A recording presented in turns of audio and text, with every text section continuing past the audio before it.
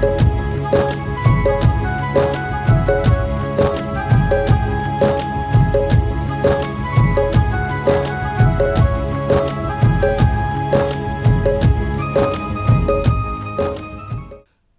जिनेंद्र बंधुओं, आज हम पारस चैनल के माध्यम से एक ऐसे स्थान का आपको दर्शन कराने जा रहे हैं जो कि इस पंचम काल में भी जहाँ पे अतिशय विद्यमान है और वहाँ पर समोसरण लगता है।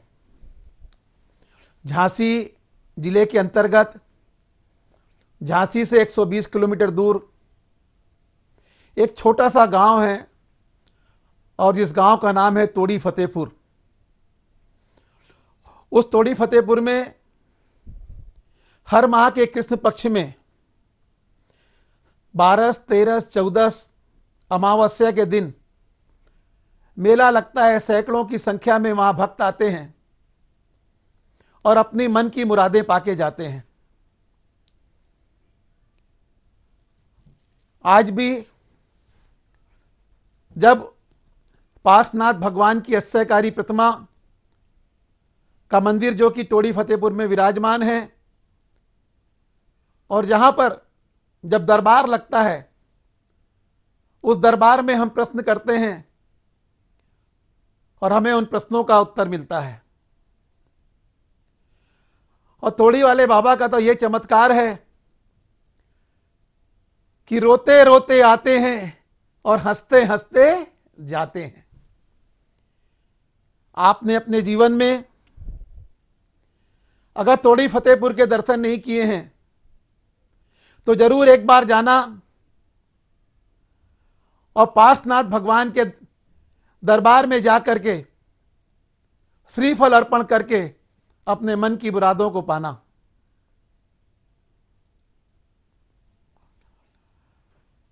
एक ऐसा दरबार जहां सब बीमार व्यक्ति आता है वो स्वस्थ होके जाता है, जो लंगड़ा के आता है वो चल के जाता है। कहते हैं किसी का कैंसर ठीक हो रहा है,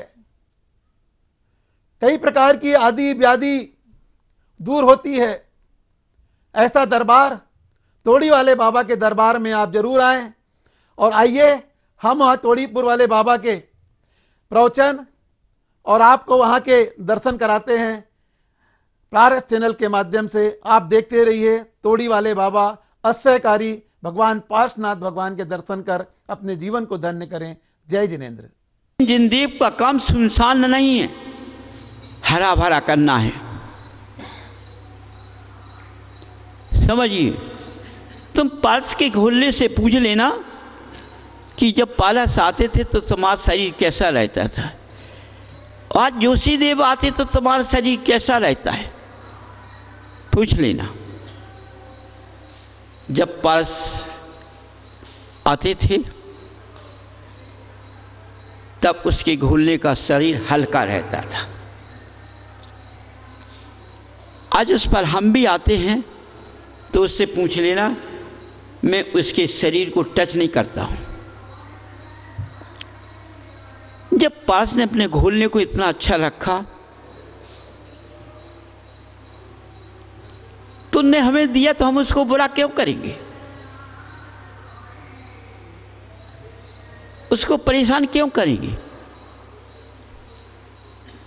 वो भगवान से विनती करता है। आज तुम देखते हो चलने फिरने में कमियां हैं, ये उसकी कुंडली का योग है। पूर्व में कुछ हुआ होगा इसलिए शरीर में वेदना रहती है, लेकिन उसकी वेदना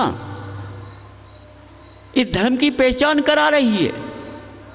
इस वेदना में उसने भगवान को नहीं छोड़ा और देवों को बुरा भला नहीं किया, तो अब वो ठीक हो जाएगा। वही चेतन अवस्था मिल जाएगी जो पहली थी।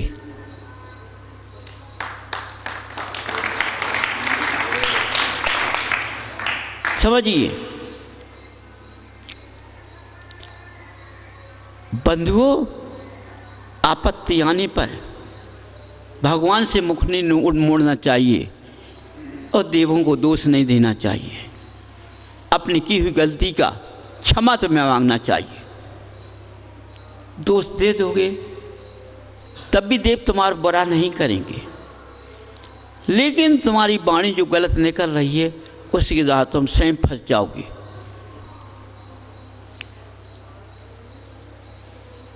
तो बंधुओं, पाप से डरो, पुण्य से मत डरना। समझिए, त्याग से मत डरो, भक्षण से डरो। किससे? भक्षण से डरो, त्याग से मत डरो। आलस से डरो, तप से मत डरो। आलस मनुष्य को बर्बाद कर देता है। आलस मनुष्य की आयु के संस्कार को समाप्त कर देता है। उच्च रास्ते पाने के रास्ते खत्म कर देता है। समझिए, यदि उसके पास आलस चाहता है, वो क्रिया ऐसे होते हैं तो उसको आलस से वो और आलस दे देता है।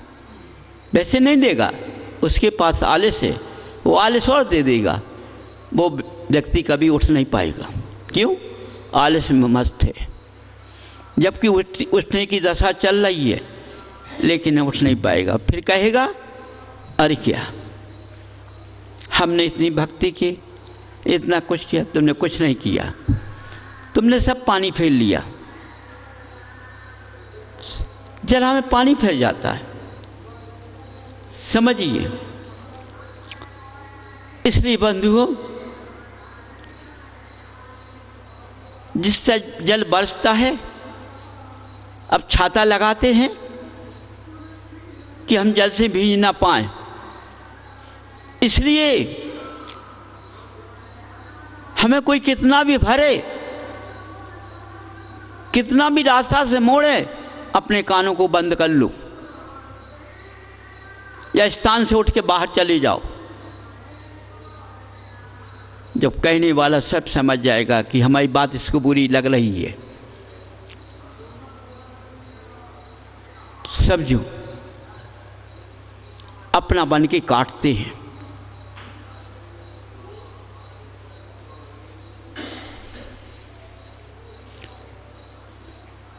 ये प्रत्यक्ष सत्यता भी दे देते हैं। समझिए, ये सत्यता भी देते, इतनी सत्यता देते हैं कि आपको वशीभूत कर लेते हैं।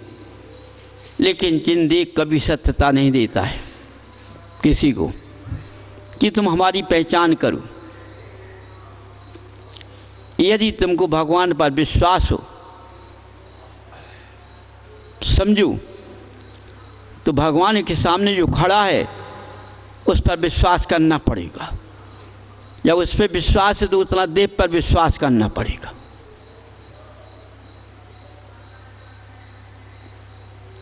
तो तुम कभी गलत नहीं हो सकते हो।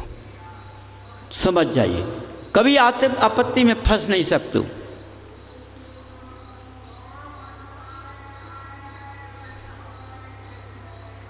समझिए, देखो, तुम्हारा सौधर्म की परेशानी आई और पास के घोलने ने उसको रास्ता दे दी। आज बार बार कह रहा कि आपने सच्ची रास्ता दे दी हमें।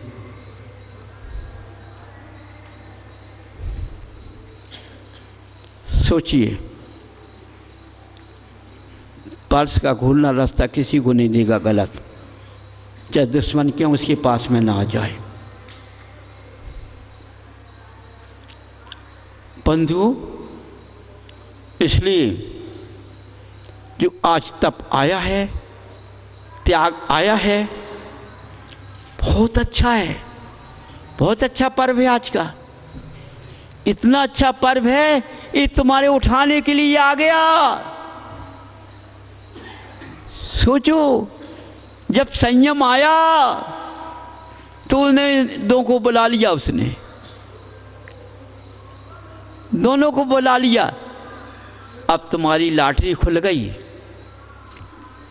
सोचो, अब तुम तप करोगे, भक्ति तप करना भक्ति, है ना,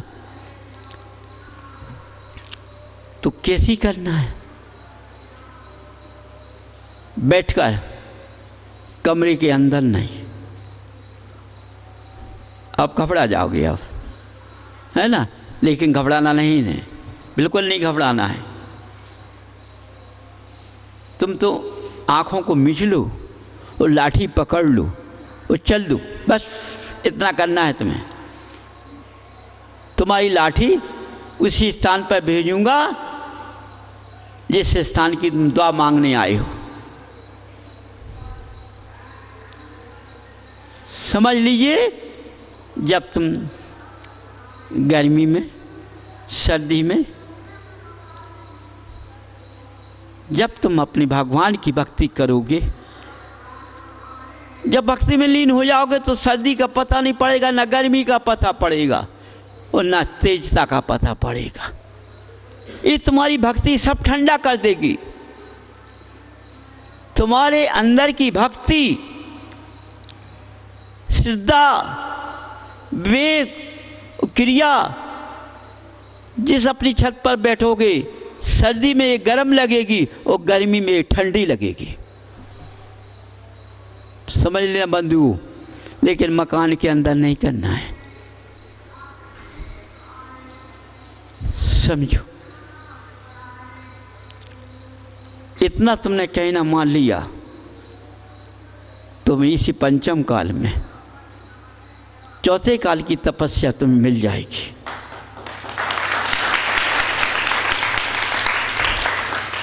समझिए, त्याग तब में आलस को नहीं आना चाहिए। ये बहुत सातर होता है, ये भक्ति में सुला देता है। यदि सो गए तो भक्ति कुंद हो गई। तो बैठकर यदि आलस आता है तो खड़े होकर करो, और खड़े में आलस आता तो चलते फिरते रहो, भक्ति करते रहो। आज से मैंने चलने फिरने की भी दे दी तुम्हें, लेकिन इसको भगाना है। उत्तम पाथ बनना है, अपने आप भाग जाएगा। जब चलोगे फिरोगे तो ये तुम्हारे पास नहीं आ पाएगा, और भगवान की भक्ति करती रहोगे। तुम्हें बस मत समझना कोई कुछ कहेगा, देव की समझ कोई के ज्ञान नहीं पहुंच पाएगा। देव तीन ज्ञान का धारी होता है हमेशा। बंधु, तो ये आलस तुम्हारा भग जाएगा। तो देखो, भक्ति में काम किया तो ये गृहस्थ में काम करेगा, तुम्हारा स्थिर गिरेगा नहीं, उठेगा। देखो, तुमको हर प्रकार से मैं रास्ता दिखाता हूँ, लेकिन तुम क्या करो, मैं तुमको श्याम पट पे जैसे लिखा जाता है, तुम्हारे पंडित जी श्याम पट से तुम्हें समझाते हैं, चॉकलेट लेकर उस पर लिखते हैं, चित्र बनाते हैं और फिर मिटाते हैं, फिर दूसरा चित्र बनाते हैं। समझिए, ऐसी तुम जो सुना है कानों से उड़ा दिया, तुम्हारे अंदर कुछ पहुँच ही नहीं पा रहा। तो बताओ, तुम्हारे यहाँ बैठना, तुम्हारा सुनना सब बेकार हो गया। नहीं, देखो, तुम्हारा जीवर होता है, गले का हार, हाथ की चूड़ी, है ना, कमर की करदोनी, हाथ की अंगूठी, कानों की भाला, झुमकी, नाक की केल। जब तुम्हारे पास में इतनी चीज़ें तुम्हारी सजावट की, तुम्हारी स्वाद की तुम्हारे पास हो जाती हैं, कुछ हल्की भी होती हैं, तो तुम इनको बड़ा बड़ा जल्दी तिजोरी में रख देती हो, लॉकर में रख देती हो, है ना। और ये जंजीर या मंगलसूत्र पहन लेती हूँ, गला खाली नहीं डालती हूँ। जो जैसा है उसी हिसाब से। सोने की कैदोनी कमर में कभी नहीं पहनी जाती है। सोने की बिछिया, सोने की पैल पैरों में नहीं पहनी जाती है। ये मानी होता है, ये गिरा देता है। सोना मिला है तो खराब है, गिरा है तो खराब है, समझिए। इसलिए बंधुओं, यदि मिला है आधा दान कर दो तो सफल हो जाओगे। गिरा है उसका आधा दान कर दो। मिलने पर और गिरने पर तो वो तुम्हें गिरा नहीं पाएगा, समझिए। अब तुम लोग सोच रहे हो गिर गया हो, और गिरो गाय को आधे नहीं है, हैं? सोच रहे कि नहीं सोच रहे? तो बताओ। अरे इसलिए कि तुम आगे परेशान नहीं होगे, इसलिए कह दिया मैंने। यदि ठीक आधा नहीं दे सकते, चौथाई दे दो तो तुम्हें परेशानी नहीं आगी, समझिए। ये परेशानी दान में जाने से निकल गई है। इसलिए बंधुओं, समझिए हर बात को। तुम्हारे सब सुखी के रास्ते बता रहा हूं मैं। तुम्हारा गिस्त कैसे सुर्ग व सुख भोगता है, और सुर्ग भोग के लिए तुम्हें कितने प्रकार के समझा रहा हूं, और इतने समझाने पे तुमने कुछ नहीं ले पाया तो तुमसे अच्छा मूर्ख कोई नहीं मिलेगा, ये भी समझ लेना बंधुओं। इसलिए हर बात को सोचकर चलो कि जो यहाँ से बताया जाएगा मैं उस रास्ते पर चलूँगा, समझिए।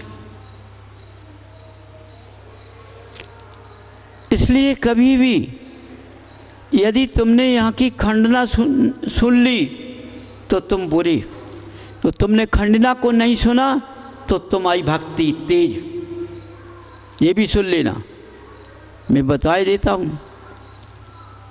तुमने यहाँ की भक्ति को, मंदिर की कोई ने खंडिता की